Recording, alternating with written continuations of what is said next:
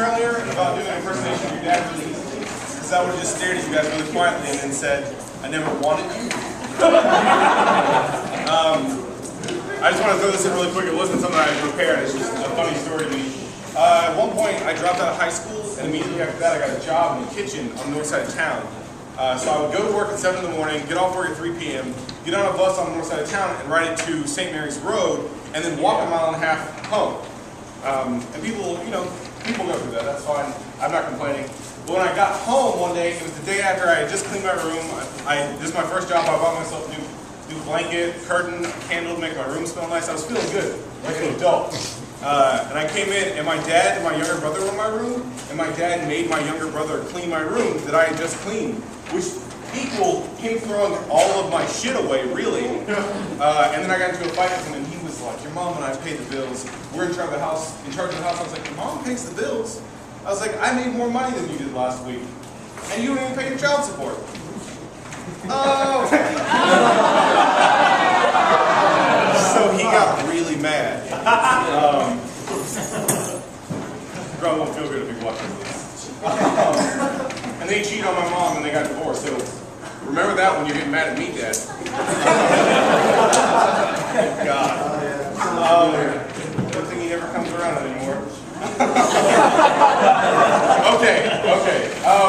Did you guys ever have a friend who invited you over to a place to stay the night when you were younger, like elementary school, middle school, and you realized that when you got there, they had tricked you?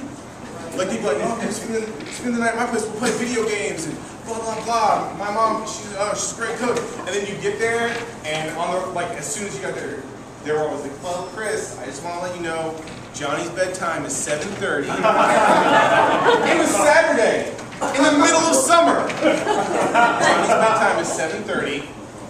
We don't have sugary drinks, and you can't watch anything that's over PG-13. And I was like, okay.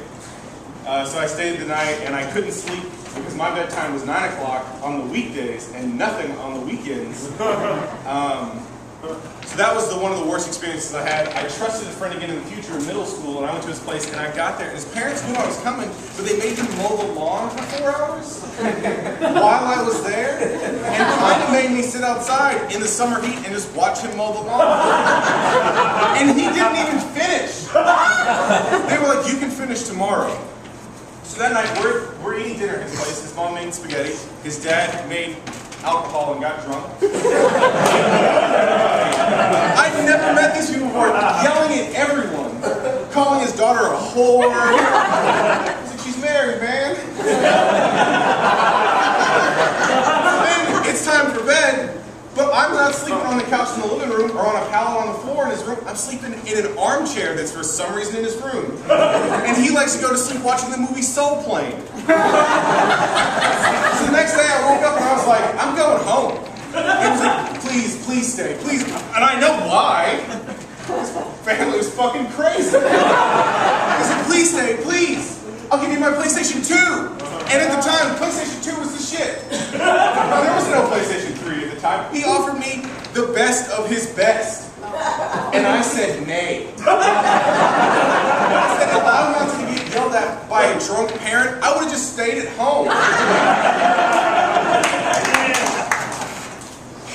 I moved out of Idaho for a while, and I hadn't seen my uncle in a few years. He was telling me stories. My uncle's white. He's from the white side of my family, and I'm half white, half black. And yeah, white people. They say, you fucking racist. So my uncle worked in a lot of kitchens. My uncle's like the opposite of racist. I just had to say that for this story. Because he bought a plane ticket for his half-black nephew and flew him out to Idaho and put him up for 3 months. So he's not racist, but he worked in a kitchen with a lot of black people at one point. And the black guy was like, man, the government here is so racist. And my uncle was like, the elected official is black. And the guy was like, so it's still racist? He was like, how is the city government racist against you? He was like, you go into a black neighborhood and there's trash everywhere, and it's dirty, the houses look like shit. But you go in a white neighborhood and it looks great. And my uncle was like, so? He was like, I just think it's fucked up that the government will send people to clean up white people's neighborhoods. My uncle was like, they don't do that, they just take care of their shit. And the guy was mad.